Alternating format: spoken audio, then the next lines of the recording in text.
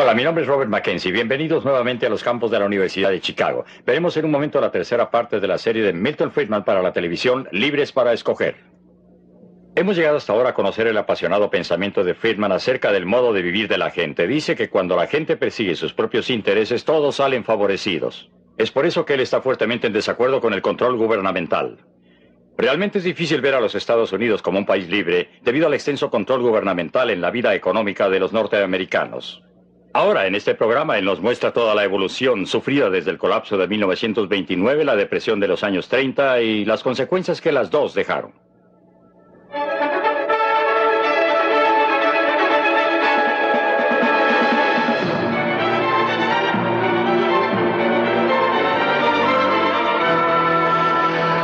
Libre para elegir. Una opinión personal de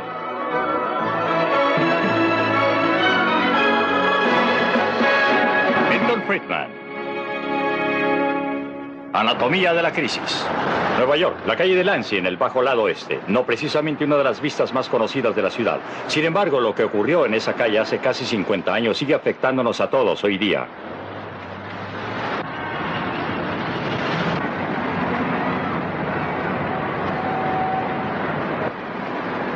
Wall Street. La mayoría sabemos lo que pasó aquí hace 50 años.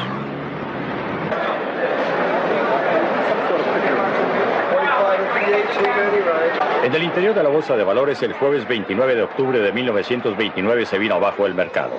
Desde entonces se le recuerda como Jueves Negro. El colapso de Wall Street fue seguido por la peor depresión en la historia de América. La depresión ha sido atribuida al fracaso del capitalismo. No fue así, pero persiste el mito.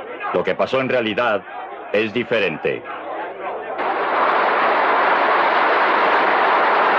Aun cuando las cosas se veían muy superficialmente, el comercio había empezado a decaer a mediados de 1929.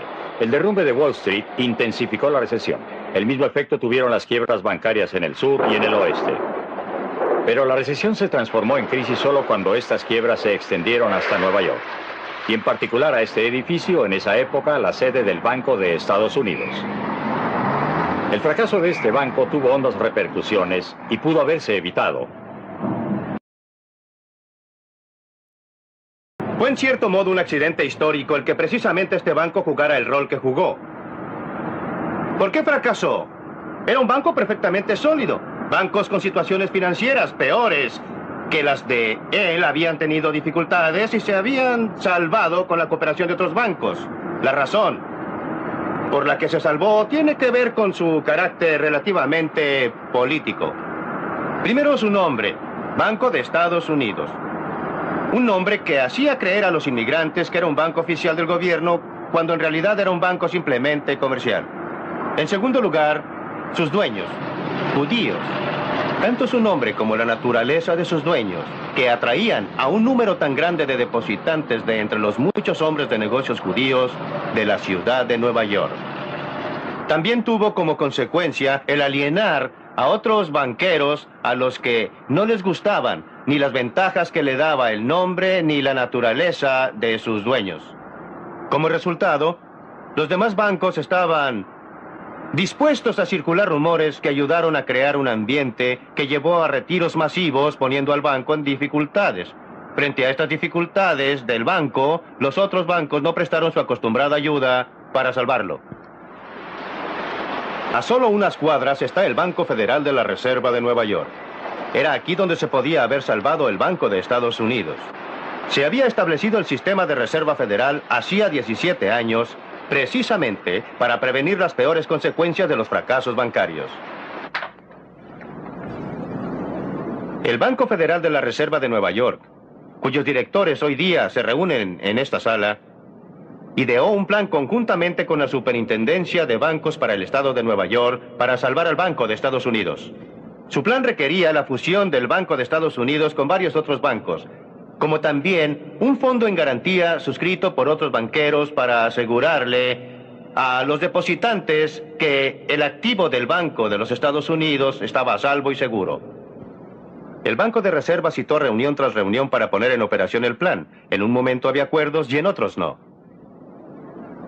Finalmente, en una reunión que duró toda la noche el 10 de diciembre de 1930, los demás banqueros, y muy en especial J. Pierpont Morgan, rehusaron suscribir el fondo de garantía y el plan se fue al agua. Al día siguiente, el Banco de Estados Unidos cerró sus puertas para no abrirlas nunca más. Para sus depositantes que veían congelados sus ahorros y arruinados sus negocios, el cierre fue trágico. Pero cuando finalmente se liquidó el banco, en los peores años de la depresión, devolvió 92,5 centavos por dólar. De haber cooperado los otros bancos, nadie habría perdido un céntimo.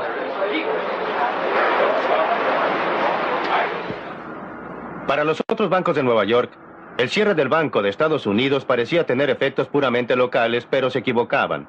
En parte porque tenía tantos depositantes, en parte porque muchos de los depositantes eran pequeños comerciantes, pero en parte porque era el banco más grande de los Estados Unidos en ir a la quiebra hasta esos momentos. El cierre produjo profundos efectos. Depositantes de todo el país se asustaron por la seguridad de sus fondos y corrieron a retirarlos.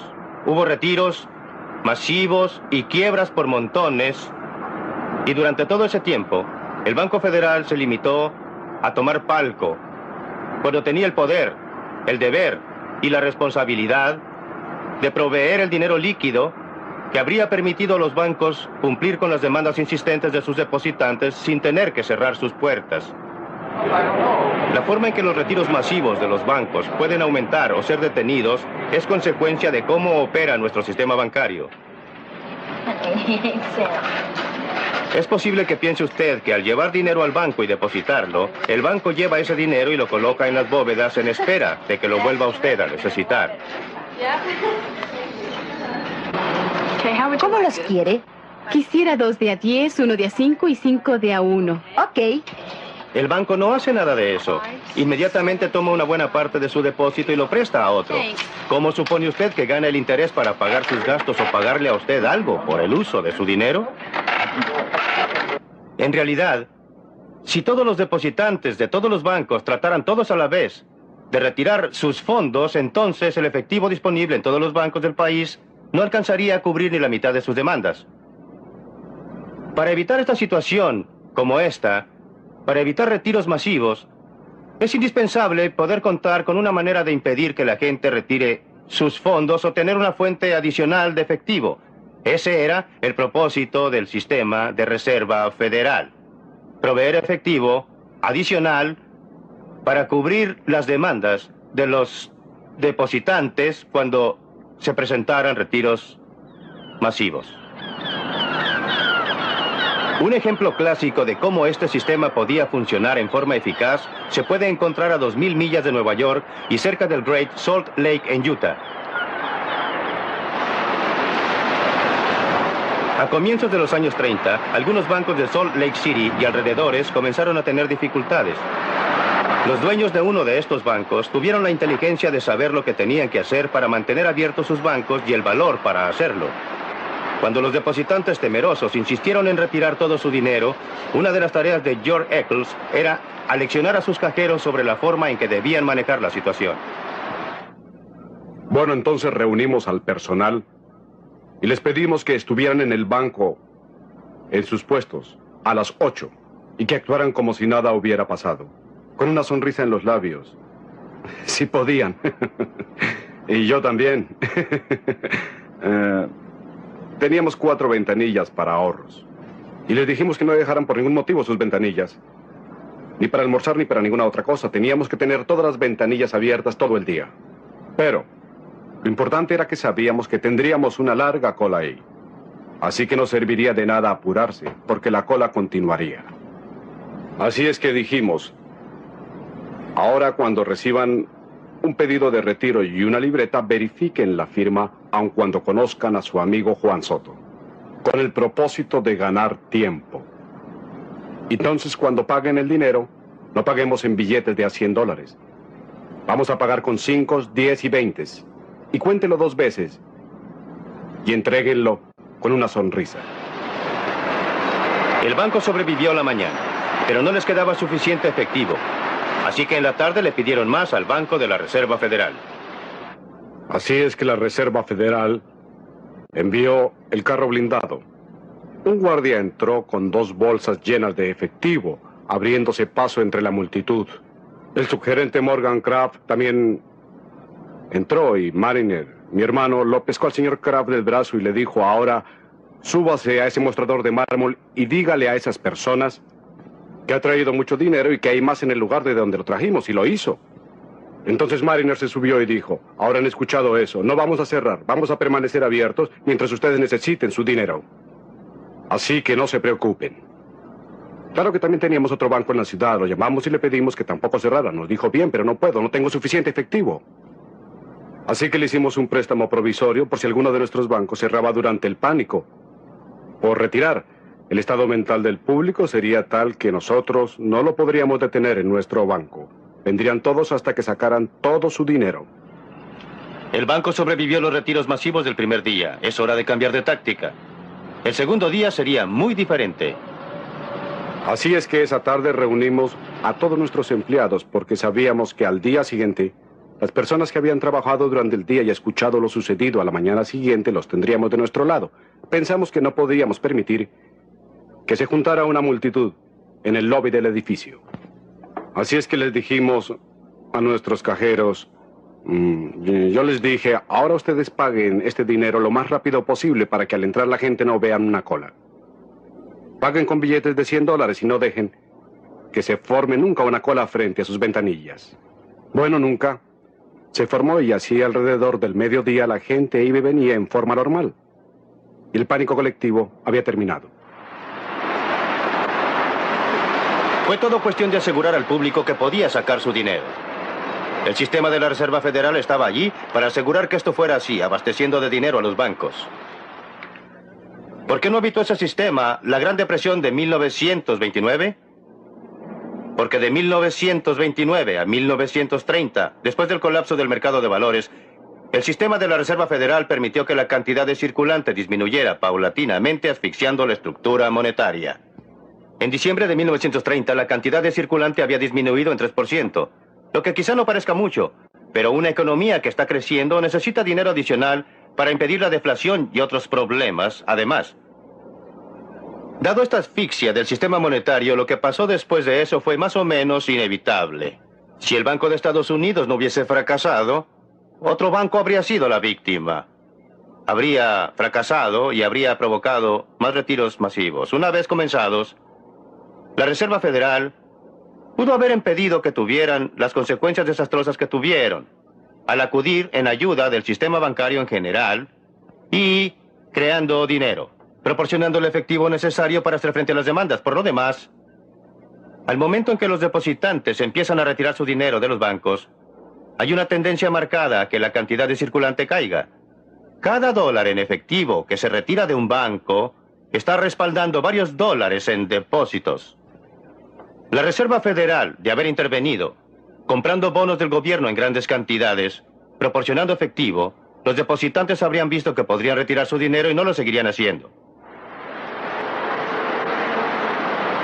Curiosamente, los del Banco de Reserva de Nueva York sabían que esta política era la correcta.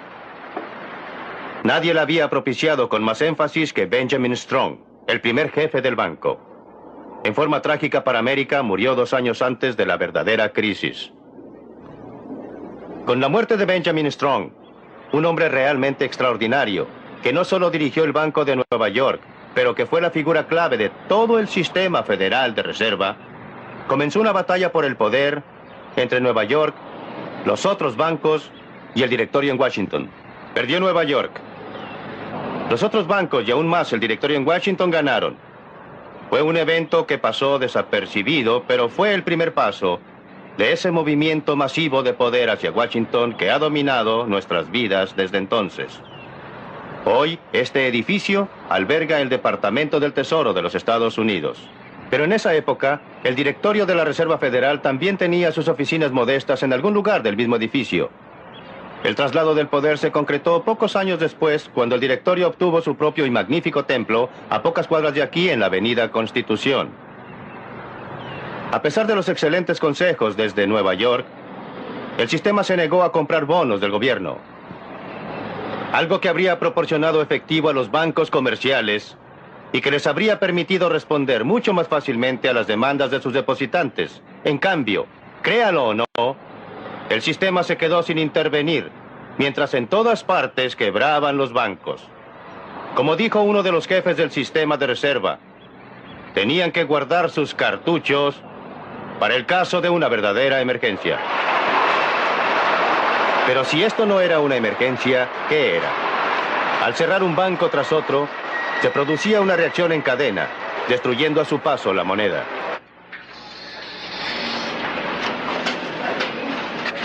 Es un proceso que aún hoy pocos banqueros entienden.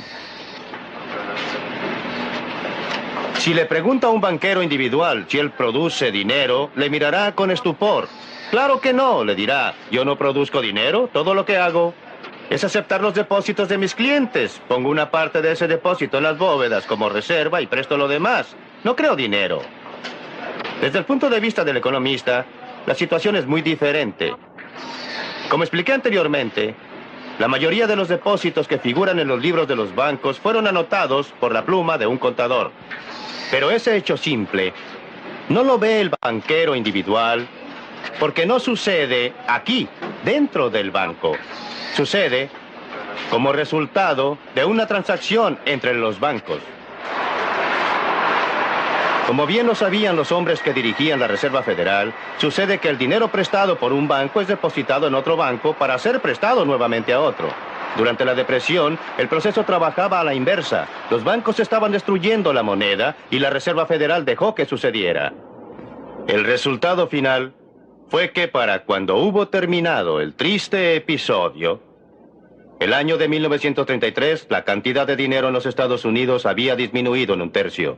La lenta asfixia se había tornado en estrangulamiento. Por cada $3 de efectivo que tuviera la gente en depósitos en 1929, solo quedaban $2.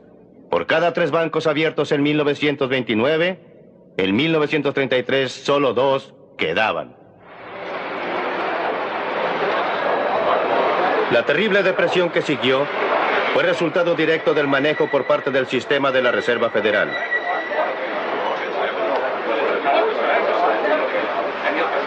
Sus políticas monetarias apagaron cualquier esperanza de una recuperación económica. Peor aún, la depresión americana traspasaría las fronteras debido a lo que está detrás de estas puertas.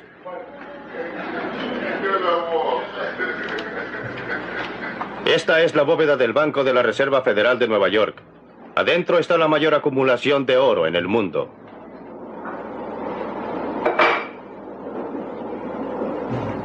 Porque en 1929 el mundo se basaba en un patrón oro, estas bóvedas, donde se almacenaba el oro de los Estados Unidos, ofrecen una buena prueba para saber dónde se originó la depresión. De haber empezado la depresión en Europa o en otro lugar del mundo, los Estados Unidos habrían perdido oro. Habría salido del país más oro del que entraba. Si por el contrario, la depresión empezaba en los Estados Unidos, sucedería lo contrario. Habría entrado más oro desde el exterior al sentirse allí los efectos de nuestra depresión. En realidad, eso es exactamente lo que ocurrió. Cuando el sistema monetario internacional se basaba en el oro, las reglas del juego eran estas. El oro en los Estados Unidos debía determinar la cantidad de dinero emitido por la Reserva Federal. A su vez, la cantidad que emitía la Reserva Federal determinaba la cantidad de dinero emitida por los bancos comerciales, que a su vez determinaba la cantidad de dinero que los individuos, comercio e industria podían obtener de los bancos. El resultado, un sistema monetario supuestamente amarrado a la cantidad de oro existente en las bóvedas de los Estados Unidos. Pero en 1930, la Reserva Federal no jugaba de acuerdo a las reglas. Se mantuvo al margen mientras los bancos iban a la quiebra.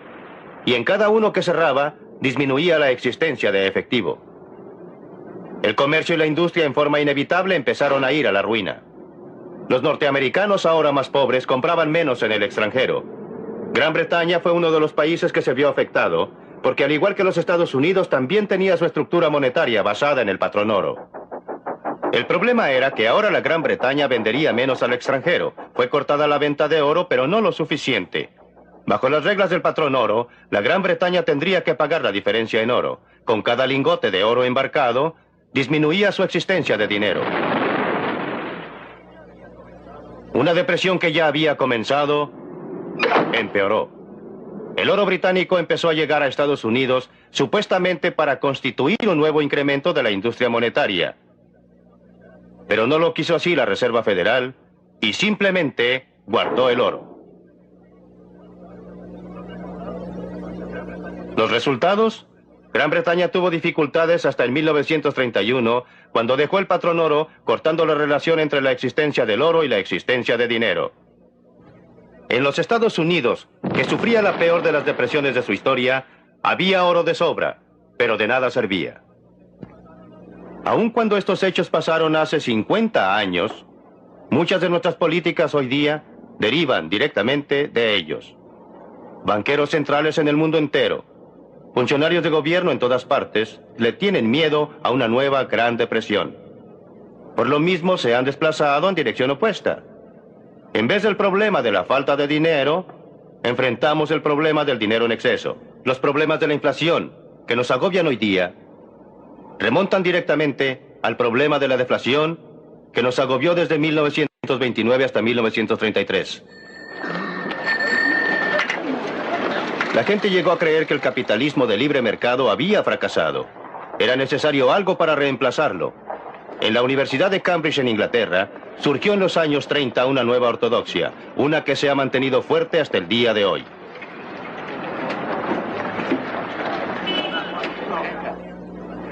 Debe su influencia al cerebro brillante de un hombre, John Maynard Keynes, quien fue sin duda uno de los economistas más grandes de todos los tiempos. Al igual que otros economistas de su generación, vio en la Gran Depresión una paradoja y un desafío. Era una paradoja porque parecía contradecir algunos de los principios fundamentales que los economistas daban por sentado.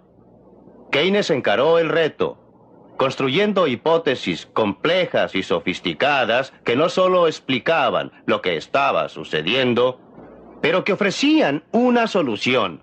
Una manera de terminar con la depresión y evitar episodios similares en el futuro. La médula de su teoría era que no importaba lo que sucediera a la cantidad de dinero. Lo que realmente importaba era la categoría precisa del gasto. En jerga de economistas quería decir gasto autónomo. ¿Qué tipo de gasto es ese?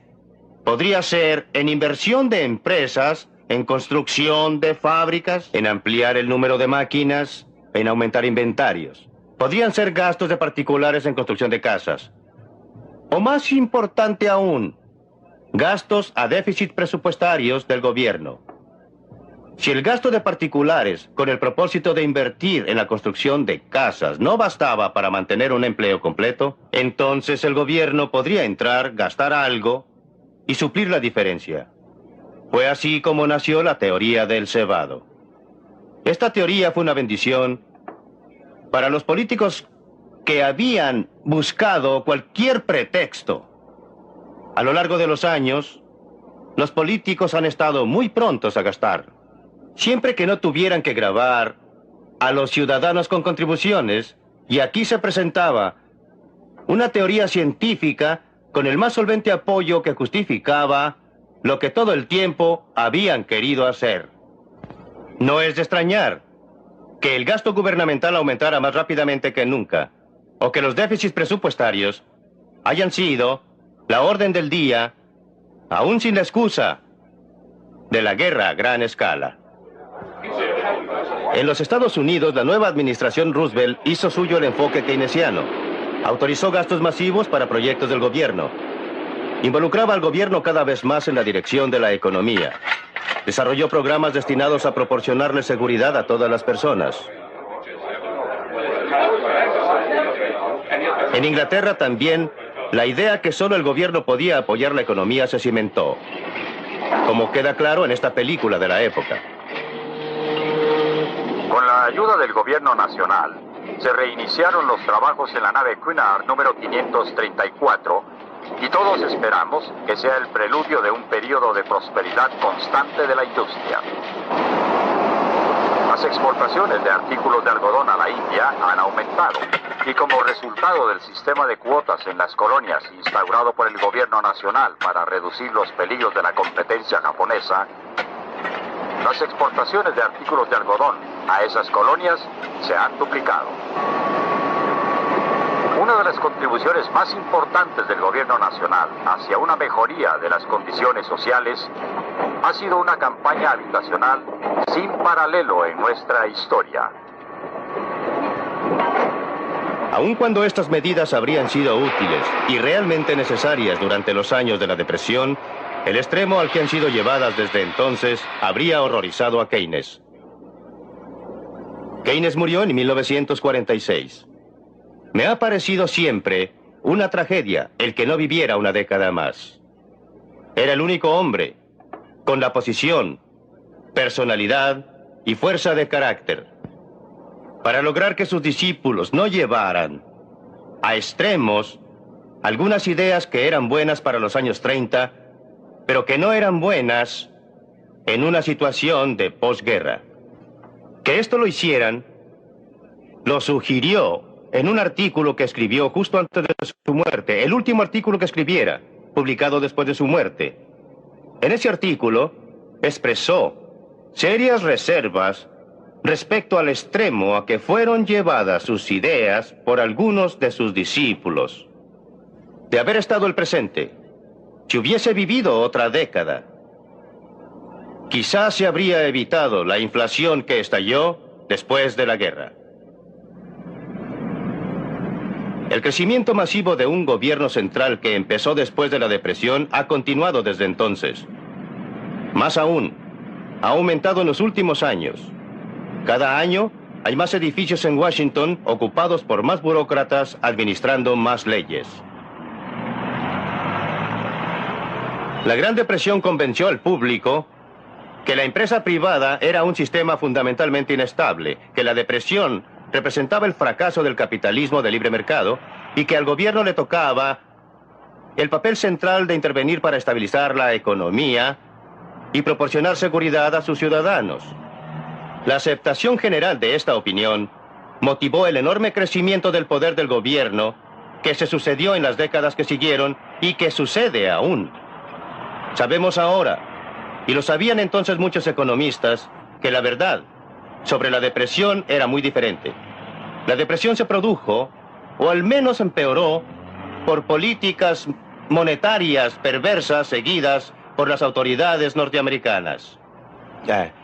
Muy lejos de ser un fracaso del capitalismo de libre mercado, la depresión era un fracaso del gobierno.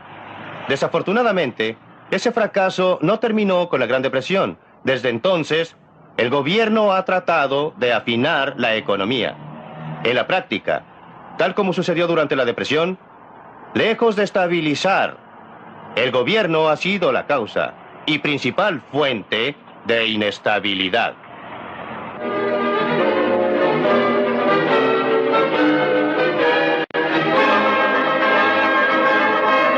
Libre para elegir. El colapso de 1929 y los que se sucedieron no fueron los primeros en su especie. El capitalismo había estado sometido a depresiones severas desde los comienzos de la Revolución Industrial. Era, sin embargo, la primera vez que el gobierno intentaba intervenir en forma seria y lo hizo muy mal. La enseñanza que sacaría yo es muy simple. El gobierno es inevitable, las expectativas del público son justas. El gobierno debiera hacerlo mejor. Curiosamente, el gobierno mejoró hasta hace muy poco. Hasta octubre de 1973, yo diría que el gobierno tuvo un éxito mediano en sus esfuerzos por corresponder a los deseos del público. No me arrepiento de ser uno de los proponentes de una intervención del gobierno, una intervención inteligente. Pero yo describiría mucha de la intervención que siguió al gran colapso de 1929 como bastante inteligente. Pero miremos otra vez el argumento de que tal como sucedió durante la Depresión, lejos de promover la estabilidad, el gobierno mismo ha sido la mayor fuente de inestabilidad. Yo no creo que haya ninguna estabilidad a este lado del cementerio. Lo que quiero decir es que no creo que importe cuál sistema se emplee, no va a poder mantener un nivel determinado con ningún sistema operado por seres humanos. Los gobiernos de ahora son más grandes y por lo tanto una fuente mayor de influencia tanto para el bien como para el mal. Y pienso, al igual que el señor von Hoffman, que no se puede obtener una estabilidad perfecta dado que van a tener más los gobiernos. Dado que hay funciones legítimas de gobierno, también existen riesgos en tener a un gobierno tan activo como el nuestro, sí. Peter J. Creo que el gobierno es un dios que ha fracasado. Tenemos demasiado gobierno cuando necesitamos menos y ha fracasado en su intento por prevenir las formas modernas de inestabilidad económica como las que se presentaron en la preguerra. No creo que el gobierno sea la principal fuente de esa inestabilidad y tampoco creo que deshaciéndose de él o reduciéndolo, con lo cual concuerdo, se elimine la inestabilidad. Yo lo explicaría así. Hubo un gran economista con una doctrina suficientemente esotérica, pero que podía no obstante ser traducida, como lo hizo el Dr. Friedman en la película, a un inglés simple. En una época en que la Gran Depresión causó problemas tan serios a tantos y surgió el deseo, muy natural en el ser humano, de que nunca volviera a suceder algo similar. He aquí que coincide en una teoría apropiada con un sentimiento público apropiado. Y supongo que el símbolo en los Estados Unidos fue el paso en 1946 del Acta del Empleo de ese año que, aun siendo una medida débil, fue no obstante la declaración pública de una obligación del gobierno de hacer algo respecto al empleo y la prosperidad económica en buena hora, ¿verdad? Ahora, eso es realmente el meollo del asunto. ¿Está de acuerdo en que era bueno que el gobierno aceptara esa obligación en ese preciso momento? Creo que es importante distinguir entre dos asuntos completamente diferentes. Existe la pregunta relativamente estrecha de si Keynes estaba en lo cierto al creer que se podía estabilizar la economía con respecto a una variable verdaderamente esencial, el desempleo, aplicando cierta técnica de la que hablaba. Podríamos pensar ahora que estaba equivocado, pero eso es cuestión aparte de la cuestión filosófica, política amplia, asociada con el socialismo, con los socialdemócratas y muchos otros llamados pensantes de izquierda, de que el deber del gobierno en tanto pueda es preocuparse no solo con la defensa y la ley y el orden y los asuntos tradicionales, pero también con el bienestar social y económico de una sociedad. Ahora eso es una política amplia filosófica. ¿Es eso un desastre como Milton pareció sugerir o fue algo útil y provechoso lo que pasó? Bueno, ese es uno de los grandes, quizá el más grande de todos los debates político-filosóficos sobre si se debe o no se debe creer que una sociedad colectivamente en forma colectiva deba preocuparse de estas cosas y tiene el derecho, habiéndose preocupado por ley y por intermedio del gobierno y otros medios, intentar corregirlos. Bueno, me parece que los norteamericanos desde hace un siglo creen eso. William McKinley utilizó para su candidatura el eslogan de una vianda llena, por lo que la noción de que la prosperidad es responsabilidad del gobierno, que data de 1930, creo que es errónea. Lo que me pregunté después de ver esa película es esto. En 1929 tenemos al hombre que habría podido salvar la situación muerto desde hace 2 años. Y en 1946 tenemos al hombre que la habría podido salvar muriéndose. Así es que la pregunta que hago es, ¿estamos destinados a conocer la respuesta correcta demasiado tarde? ¿Es posible que nuestros... O deberíamos buscar a alguien recién muerto. Exactamente, hurguetear en la morgue. Bueno, usted hizo la pregunta. No, y creo que la pregunta es muy diferente. Y se dirige a la mayor parte de la discusión sobre este punto. Todos buscan al hombre apropiado. Usted dice gobierno. Usted lo mencionó. Esos hombres en ese momento justo, pero un sistema que dependa del hombre apropiado es un mal sistema, porque dependía de que fuera el hombre apropiado el que lo manejara. La idea de un manejo de la demanda, el tipo de las cosas de las que hablamos y en las que la muerte de Keynes era importante, era un mal sistema porque dependía de un hombre específico que lo dirigiera. La noción del problema que mencionó Bob Lekachman, que el problema no es que el gobierno interfiera, pero el que lo haga en forma inteligente, es una necesidad por tener el hombre adecuado, el hombre en el caballo blanco que sabrá qué hacer. Mi punto de vista en general es diferente y es que el sistema es el equivocado. Deberíamos tener un sistema en que la forma correcta de lograr estos objetivos es tener un sistema que no dependa de si tiene o no el hombre que sepa qué botones tiene que apretar en el momento apropiado. El que depende del establecimiento de un marco dentro del cual una mano invisible, dentro del cual las actividades de personas de todas partes puedan en forma conjunta producir el tipo de resultado. No producir estabilidad perfecta, pero producirá un grado más alto de estabilidad, un grado más alto de libertad, un nivel más grande de prosperidad del que hemos tenido con este tipo de intervenciones gubernamentales. Bueno, todavía falta que alguien diseñe el sistema. No se puede extraer a las personas de él Por completamente. supuesto. Pero Claro la que cuestión no. es que los generales Eso no. siempre pelean la última batalla. ¿Cómo sabemos nosotros que el sistema no peleará en la última guerra? Es muy probable que no tendremos otra depresión exactamente como la del 1929 al 1933. Pero eso no quiere decir que no tendremos otra depresión o otra estagflación o alguna otra crisis de otro Pero es origen. reversible este proceso porque usted sostuvo que el público, horrorizado por la Gran Depresión, en efecto le pidió al gobierno que aceptara la responsabilidad por el bienestar de la economía, por la dirección de la sociedad, etcétera. Ahora que nuestras esperanzas han ido creciendo, ¿podrán ser volcadas en el Déjeme sentido contrario? contestar una pregunta que usted no hizo y decir que me parece que aquí estamos discutiendo un asunto parecido a la astrofísica social.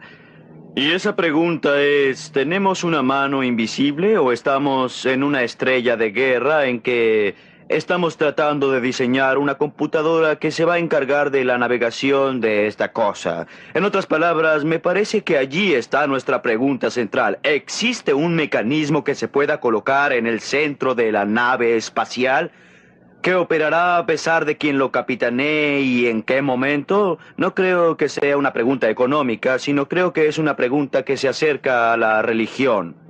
Pues bien, eso en realidad no está en nuestra agenda. ¿Y por qué no? Me atrevo a repetir la pregunta, aun cuando está vigente en la mente del público. ¿Puede invertirse el proceso en el que la opinión pública espera del gobierno un resultado feliz? Oh, no, de ninguna manera. Y sería muy tonto de parte del público, que por lo demás es más cuerdo que académico, llegar a esta conclusión. Miran a su alrededor y ¿qué ven? Ven una colección de manos visibles aferradas a la Exxon, a otras corporaciones grandes. Estos no son competidores pequeños e independientes batallando por el favor del público. Son organizaciones grandes con bastante influencia en sus respectivos mercados. La interferencia del gobierno, por muy torpe que a menudo sea, es una respuesta casi inevitable a las obvias manipulaciones de las grandes corporaciones privadas. Si esto lo dice como académico, estaríamos hablando de hechos históricos. Ahora bien, la historia nos dice que el crecimiento del gobierno no ha sido el resultado de las cosas que usted indica. No son las grandes corporaciones, no son los grandes sindicatos, no es el desarrollo de la tecnología lo que ha producido la gran parte del crecimiento del gobierno. El mayor crecimiento del gobierno en nuestra época ocurrió en el área de redistribución. Ocurrió en el campo del diseño de programas que sacan de algunos para dar a otros. No vamos a analizar estos ahora, ya que los discutiremos en los 2 próximos programas para tratar precisamente de si la intervención del gobierno que fue suscitada por la Gran Depresión ha sido un éxito o un fracaso. Pero para volver a lo suyo, las bases que da para una mayor intervención del gobierno no tienen casi nada que ver con el crecimiento real del gobierno hoy día. Sin embargo, al final de la guerra, inmediatamente después de la Segunda Guerra Mundial, se pensó que el gobierno iba a participar especialmente en la Gran Bretaña, en Francia, en la planificación centralizada, en gran escala de la economía. Debido a la experiencia de En la guerra, parte, cuando sí. el gobierno estaba profundamente Sí, en Alemania y involucrado. Japón también. Sí, Alemania y Japón también. Era la guerra. Crearon un mito tal como el que creó la Gran Depresión. O más Sí. bien fortaleció el mito de la responsabilidad gubernamental. Sí, pero creó un mito diferente. Este es el tema que no discutimos muy a fondo en la película. Lo hemos discutido en un libro que estamos publicando bajo el mismo título para acompañarlo. Pero el gran mito creado por la guerra fue el mito de que el gobierno era eficiente, y lo era. Ganamos la Según los guerra. propósitos de tiempo de guerra, por lo menos en Gran Bretaña y en los Estados Unidos. No fue tan eficiente en Alemania y los países perdedores. ¿Pero por qué fue ese mito? Un mito porque una cosa es que el gobierno planifique y maneje una economía con un solo propósito predominante, un solo objetivo, ganar la guerra. Y es algo muy diferente el que el gobierno maneje la economía para satisfacer los muchos gustos de todos nosotros, de un gran número de personas en un mundo complejo. Y usted pregunta si se puede cambiar la opinión de las personas. Sí. Yo no puedo cambiar sus opiniones, usted no puede, pero la experiencia sí puede cambiarlas. ¿Hay alguien ahora que todavía crea que el gobierno es una forma eficiente de dirigir una empresa industrial? Creo que su pregunta de si puede lograr que el genio vuelva otra vez a la botella es importante. Es indudable que en países democráticos habrá una presión pública expresada a través del proceso político para que se corrija lo que parece estar mal. Lo único que inhibe esta presión es la duda de que se pueda lograr algo. No existe un deseo expresado políticamente de que el gobierno mejore el tiempo, porque es sabido que el gobierno no controla el tiempo. Era algo aceptado por la mayoría en la época del patrón oro, y antes de Keynes que no había nada que pudiera hacer el gobierno por superar los efectos de las depresiones que han ocurrido, desde entonces es generalmente aceptado. Milton quizás opine así, yo también quizás equivocadamente opine así. En fin, la mayoría cree que estos son asuntos manejables ahora y por eso se pide que la inflación no aumente demasiado y así sucesivamente. Guerra a las aspiraciones. Si usted, al igual que Milton, y en esto concuerdo con él, cree que en realidad el gobierno no puede manejar estos problemas y quiere reintroducir el genio en la botella, no lo podrá hacer por medio de las autoridades o sabios o académicos o simplemente diciendo, he aquí un nuevo reglamento, el gobierno no hará nada, no intervendrá, no operará, será simplemente un reglamento monetario. Tendrá que persuadir políticamente al pueblo de que su política forma parte de un sistema que puedan entender y que les permitirá alcanzar sus metas económicas y mínimas y que son básicamente alto porcentajes de empleos y precios estables y una o dos cosas más. Ahora, para poder lograr eso, deberá describir un sistema económico político que de hecho proporcionará ese resultado. Y el público no creerá, y con razón a mi entender, que el simple hecho de volver al punto de partida donde creímos estar en 1930 o en 1870, descartando el gobierno y nada más, producirá el resultado deseado. Y tiene razón en no creerlo.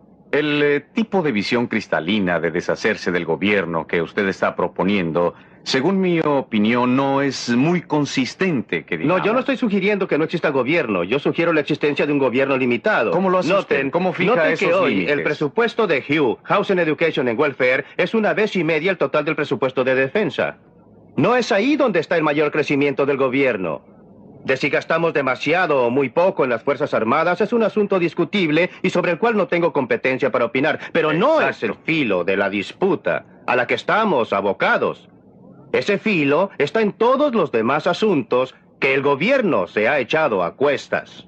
Sí, pero el asunto es cómo podremos llegar de aquí hacia allá. Persuadiendo al público y haciéndolo en forma gradual. No se puede hacer de la noche a la mañana. Cobb fue un elemento sumamente persuasivo en la eliminación de un sector de intervención del gobierno. El fracaso del gobierno en lograr pleno empleo y precios estables prometidos es otra cosa.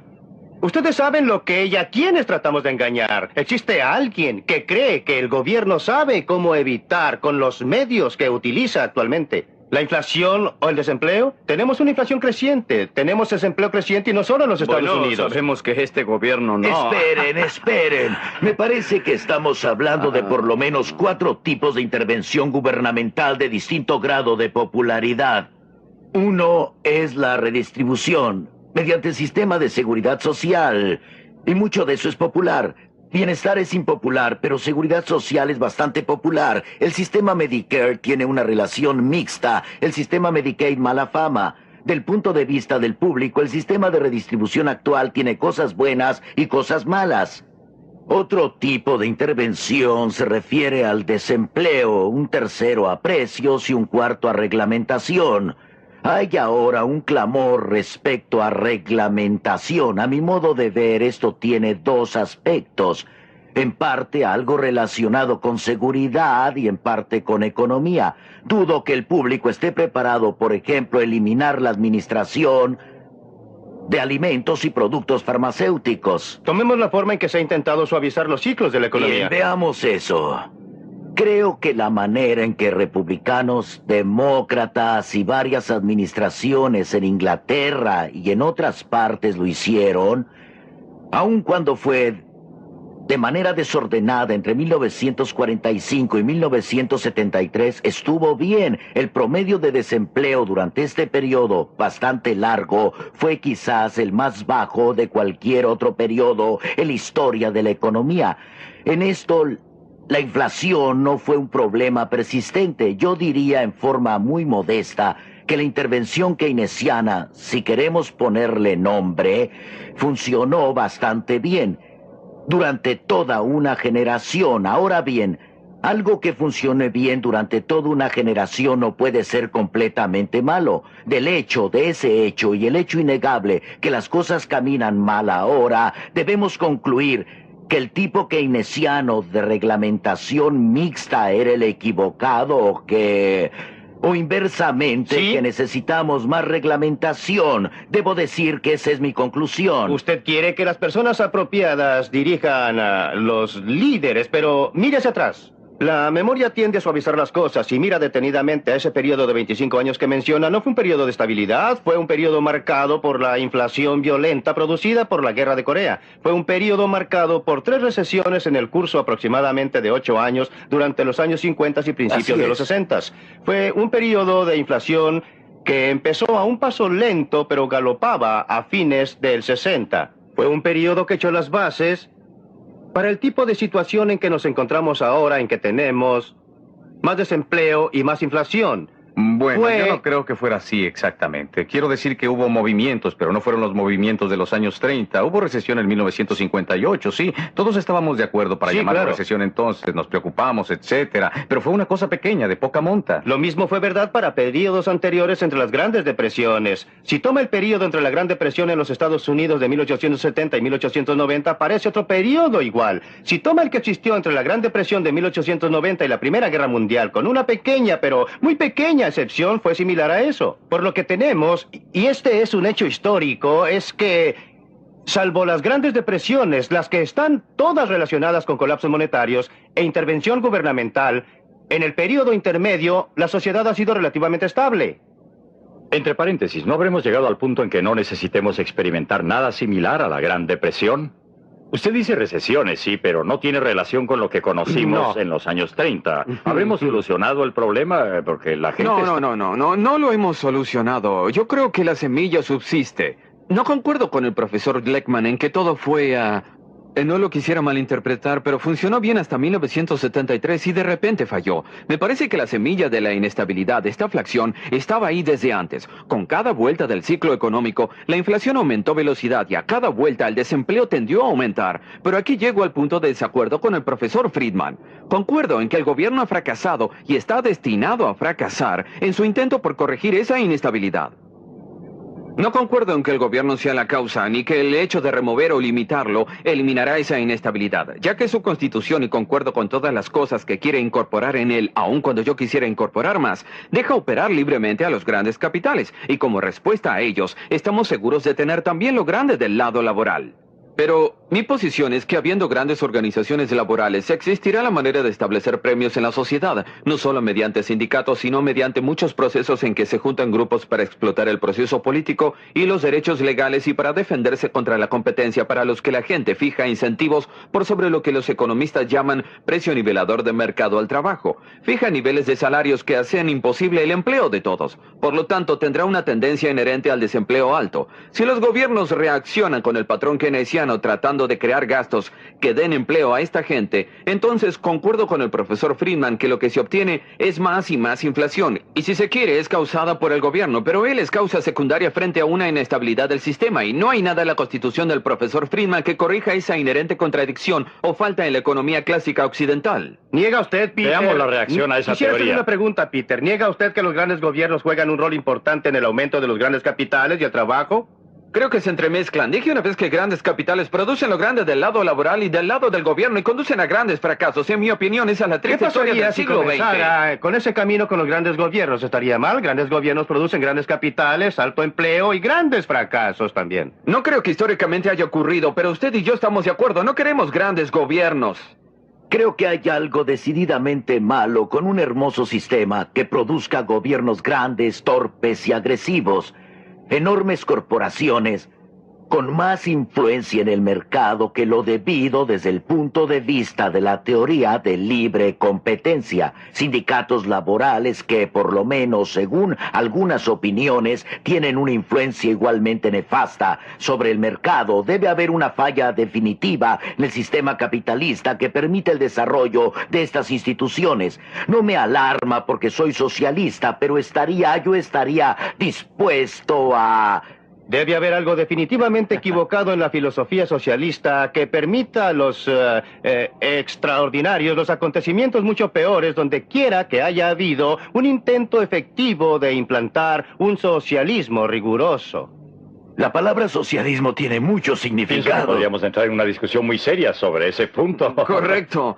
Posiblemente ambos tienen razón. Efectivamente. Un capitalismo y un socialismo convencionales como se concibieron en el siglo XX están mal, y polarizar el debate entre estas dos alternativas simples empobrece la verdadera gama de alternativas político-económicas para las sociedades modernas. Pero ¿qué es lo que ha pasado? Una y otra vez, llamado al socialismo tras llamado. Este tipo de socialismo, ese tipo de socialismo ha quedado en nada. Y cada vez surge la contestación. Lo que pasó es que fue un tipo de socialismo equivocado el que se adoptó, o las personas equivocadas lo implantaron. Usted se está contradiciendo. La Reserva Federal en de ninguna manera, 1929 fracasó. Era el tipo equivocado de capitalismo. Fue el tipo equivocado, de acuerdo, pero lo que estoy diciendo es diferente. Creo que puedo sacar ejemplos de la historia de los sistemas capitalistas en que el gobierno tuvo un rol relativamente limitado. No mi ideal del gobierno, haciendo muchas cosas que no quisiera que hiciera, pero les voy a presentar ejemplos que durante largos periodos de la historia fueron relativamente exitosos, en los que han surgido los mayores logros humanos, no solamente de economía, pero en todos los campos. Es muy difícil encontrar ejemplos pero de usted ahí éxitos está mirando similares hacia atrás. en otros grandes gobiernos. Señor, usted Sí, dijo antes que no le gustaba mirar hacia atrás y ahora lo que parece es que lo está haciendo. No, yo no dije Bueno, que pero no me fueron gustaba épocas mirar de- hacia atrás. Lo que dije fue que mirar hacia atrás o hacia Pero adelante tiene no tiene importancia en esta importancia. discusión. Lo que porque queremos como lo es... dijo Bob Leckerman antes, y quiero que lo entienda, señor. La escala de las cosas y de los negocios ha aumentado, y usted decía que grandes gobiernos, grandes organismos laborales, grandes industrias, grandes firmas van juntos. Lo que no aceptó antes cuando Bob dijo que lo aceptaría de ahora en adelante. No lo acepto. Lo que sí acepto es que el gran gobierno es fundamental en la promoción de grandes organismos laborales, grandes capitales. No acepté el hecho que sin un gobierno grande tendríamos los grandes capitales y organizaciones laborales que le preocupan. Bueno, no creemos que los grandes capitales surgieron entonces del Pero gobierno. ¿qué es y lo que que esto estamos pasó tratando de antes. hacer? ¿Realmente defender al gobierno grande es similar Bueno, a defender la exactamente, muerte pero no y los creo impuestos? que- ¿Cuándo fue la última vez que se topó con alguien que estuviera en favor de gobiernos grandes? Hoy me encontré con Bob Leckerman. Pero eso no quiere decir no indiscriminadamente. Usted está en favor de ciertas A fin de cuentas, me gano la vida haciendo distinciones, por cierto, no sin base. Von Horman, usted tenía el uso de la palabra. Lo que iba a decir es que creo que la mayoría de nosotros no está en favor del concepto teorizado de un gobierno grande. El punto que me preocupa aquí es cómo. Volviendo específicamente a su argumento sobre la política monetaria, cómo lograr, y aceptemos aquí que realmente, más aún diremos que aceptemos toda su teoría, instalemos ese mecanismo. ¿Qué le hace pensar que cuando empiezan las tormentas, las personas que lo dirigen no van a interpretar mal las cosas como lo hicieron en el pasado? ¿Por qué voy a temer? Si pudiera imponer mi voluntad, tendría un mecanismo que no requiere interpretación.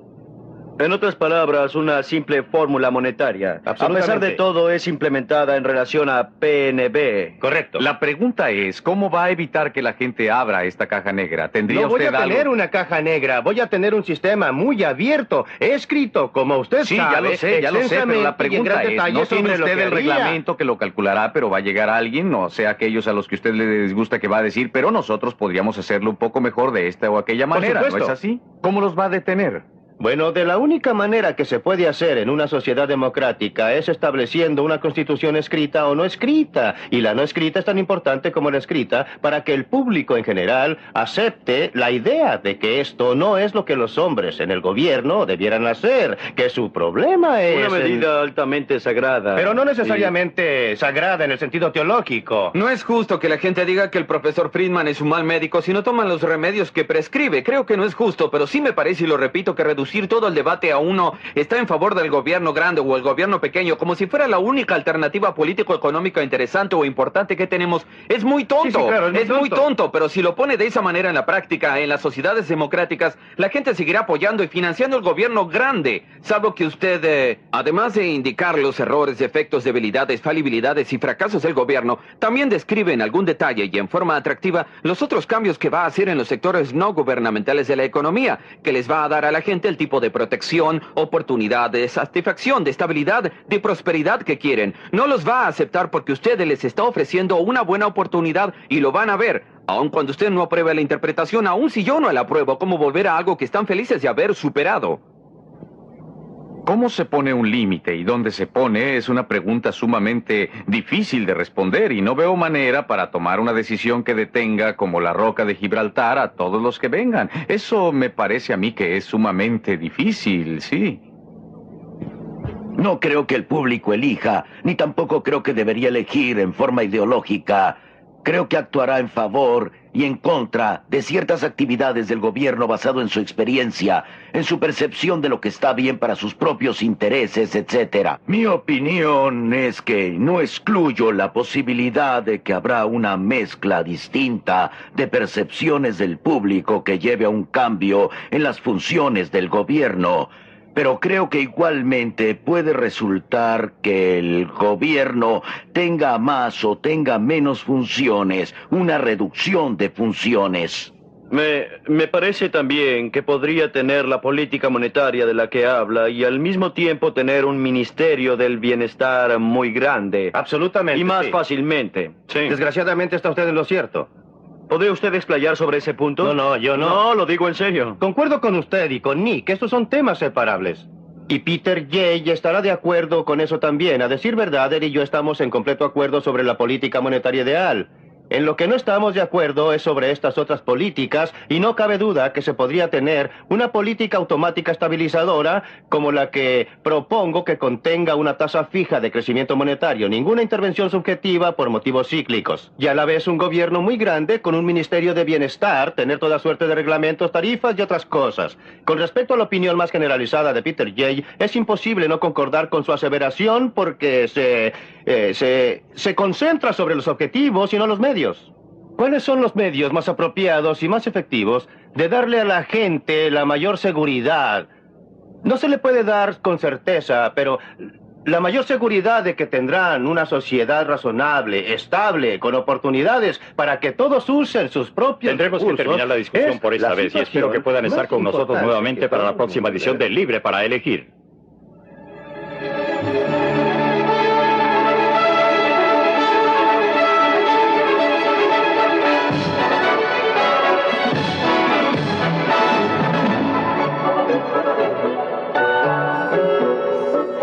En la próxima edición, ¿es realmente el sistema de asistencia pública una ayuda al pobre y necesitado o por el contrario es solo un escandaloso despilfarro del dinero de los contribuyentes? ¿Es el HEW un instrumento de compasión y caridad o es el resultado de una superpoblada burocracia? No se pierda la cuarta parte de Libre para Elegir.